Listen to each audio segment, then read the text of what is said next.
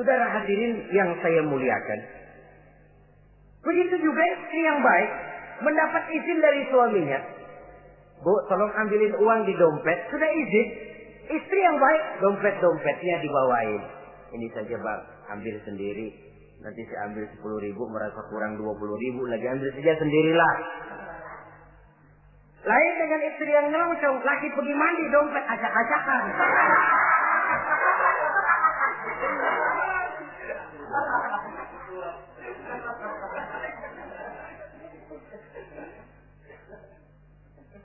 Saudara hadirin yang saya muliakan, baik silaturahmi itu kepada orang tua atau kerabat, famili, andai tolan, keluarga lain ataupun tetangga.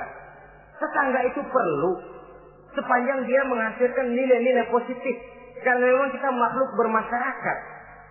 Yang tidak boleh kalau dengan bertetangga itu lalu menghasilkan hal-hal yang negatif.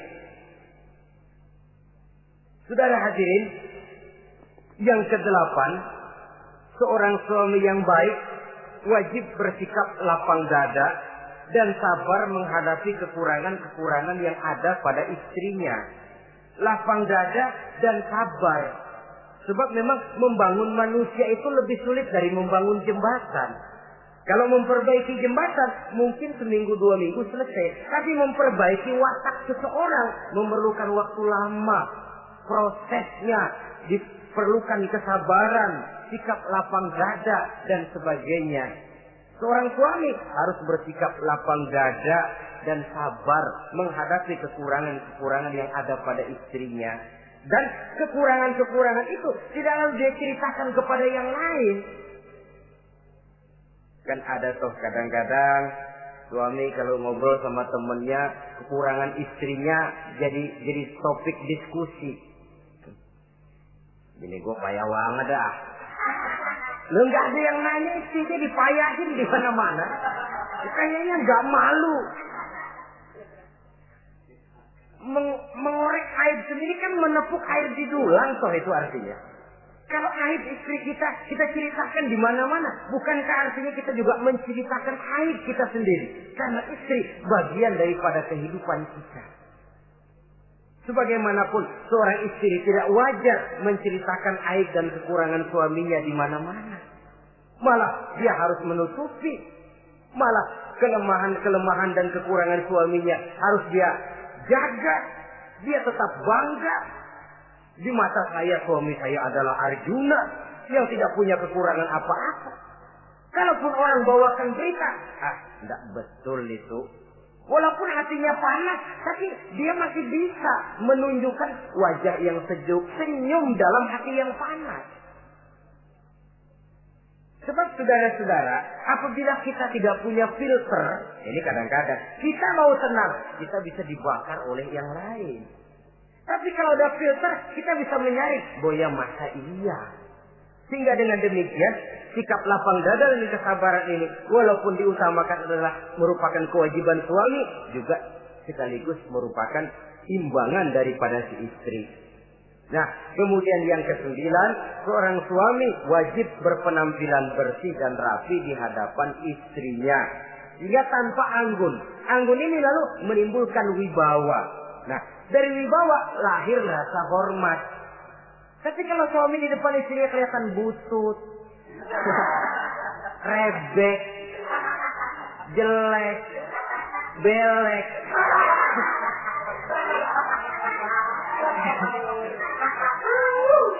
kata istrinya jodoh gua apes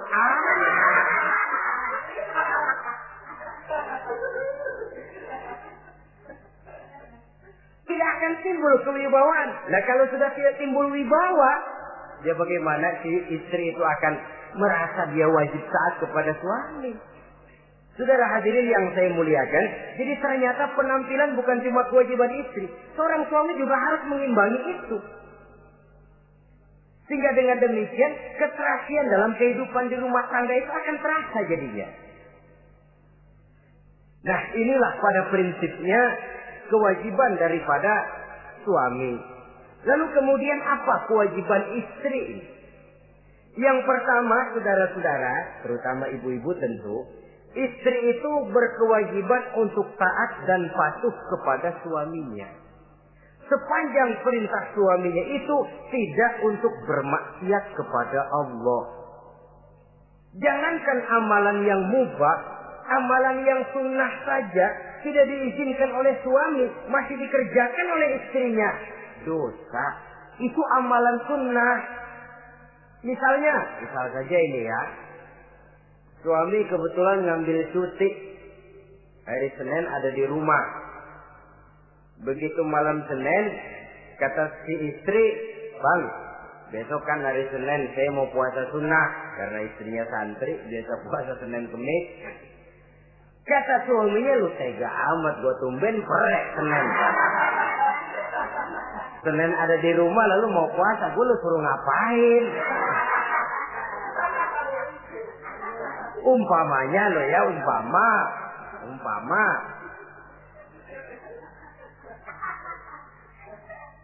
Lalu tanpa izin si suami, istri puasa juga, puasa sunnah.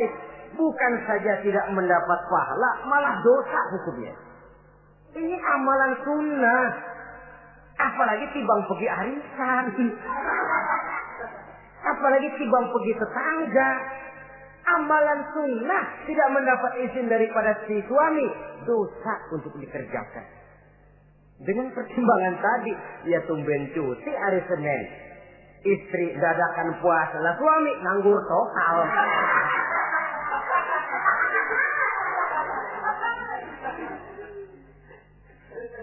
Saudara hadirin yang saya muliakan, Nabi bersabda, "Ayyuma imra'atin matat wa zawjuha anha radin illa dakhalatil jannah."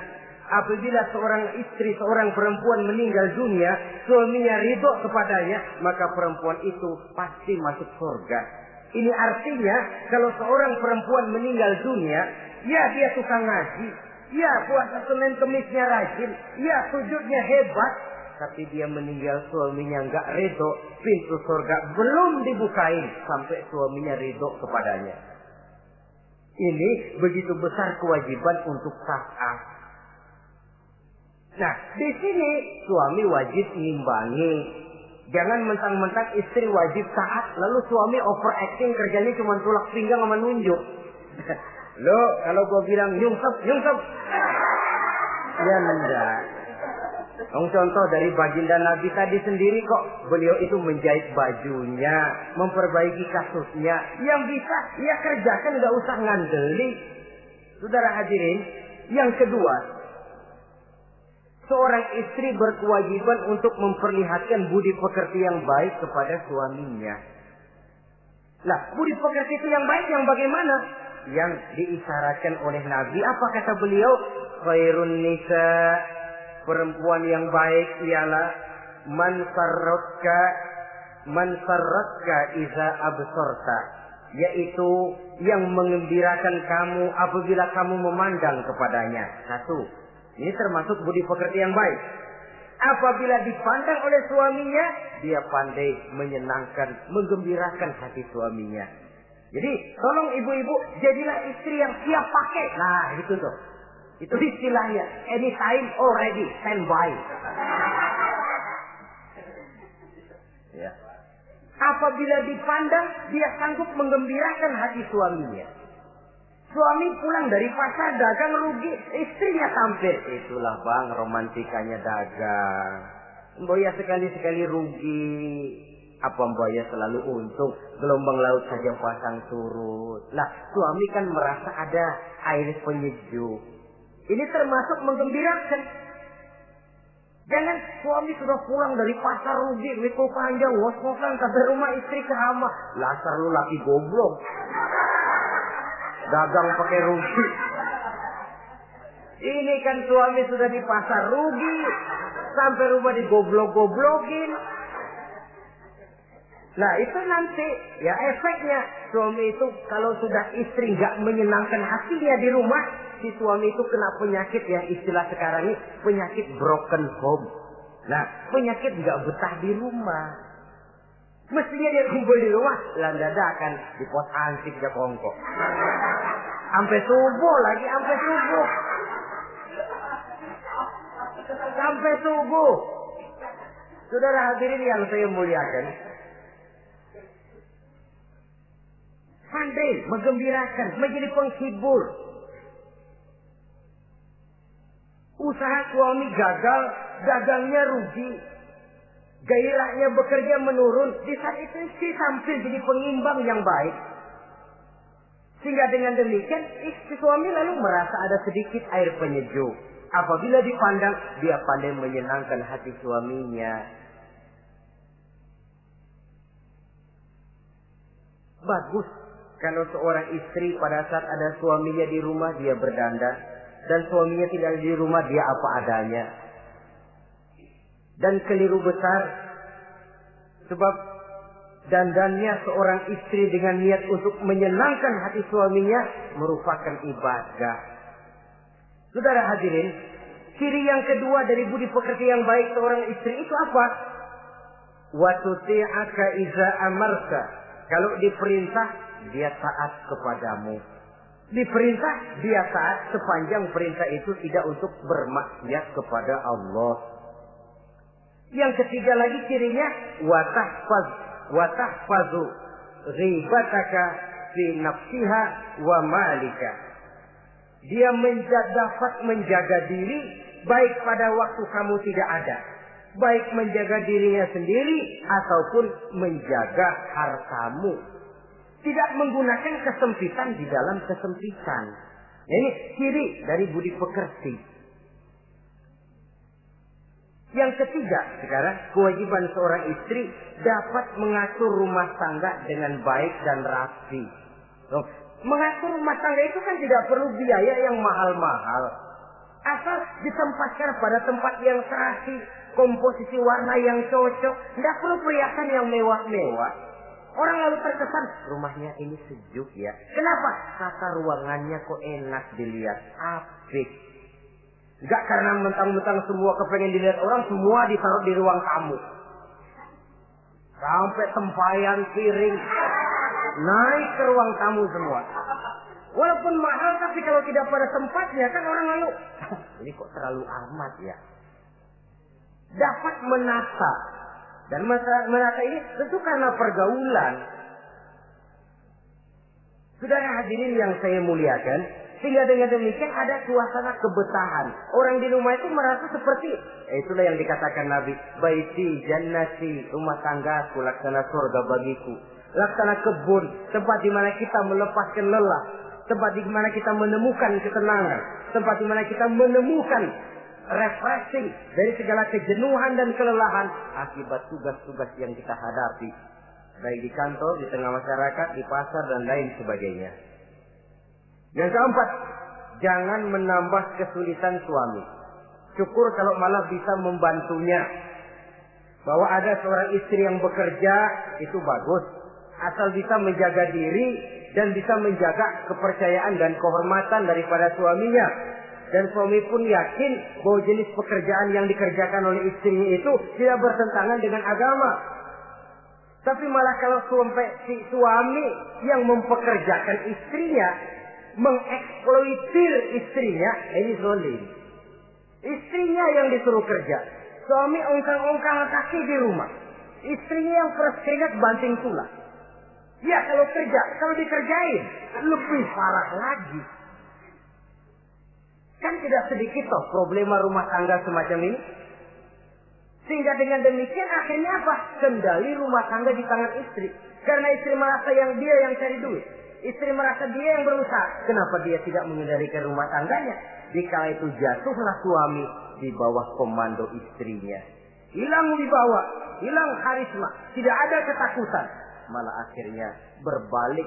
Seolah-olah si suami jadi istri dan si istri menjadi suami. Apalagi di zaman seperti sekarang. Walaupun pekerjaan sulit, tapi mereka yang punya wajah cantik, mudah senyum, gampang bergaul, dan mau obral. Tentu banyak saja lapangan kerja yang nyata-nyata bertentangan dengan agama. Nah, yang terakhir, kewajiban daripada istri ialah hemat, cermat, rajin, dan pandai menyimpan. Kalau dia dibelikan perhiasan oleh suaminya, niatnya tidak lain. Pertama, menyenangkan hati suaminya. Yang kedua, berjaga-jaga kalau nanti ada kesulitan, toh perhiasan ini bisa dimanfaatkan. Tidak untuk show, tidak untuk sombong-sombongan, tidak untuk hebat-hebatan, tapi dua hal yang jadi pilihan utama tadi. Dengan sikap hemat, cermat, rajin, dan pandai ini, menyimpan, memanfaatkan, dan menggunakan, maka nilai ekonomi di rumah tangga insya Allah akan mengalami stabilnya.